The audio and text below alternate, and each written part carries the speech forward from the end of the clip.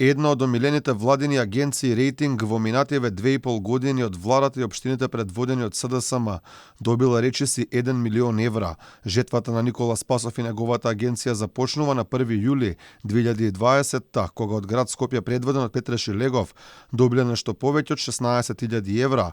Таа година добиле нешто повеќе од 4.500 евра од општина Карпош, кога таму шеф беше Стефан Богоев од СДСМ.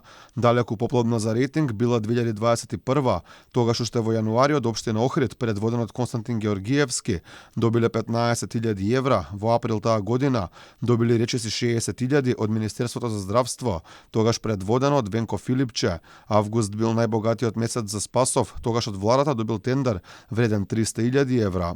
Најплодна била година во задна, с која за оваа агенција на финансиски план за државни пари започна во август, кога од владата доби повеќе од 420.000 евра за промоција на македонското вино во Белград. Во декември ги добија и последните два тендери, речиси 50.000 евра од Министерството за финансии и последниот 100.000 од Министерството за надворешни работи.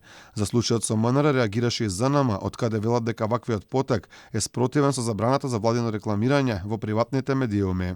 Алармираме дека праксата за плаќање на владини кампањи во медиумите со пари на граѓаните, освен што е незаконска и во спротивност со претходни владини одлуки, истата може да ги поттикне и останатите јавни институции да ја применуваат, со што дополнително би се нарушил кревкиот медиумски пазар. Инаку агенцијата рейтинг е во собственост на Никола Спасов, син на Ѓорги Спасов, своевремено министер за правда од 1997 до 1998 во владата на СДСМ, предводена од Бранко Црвенковски.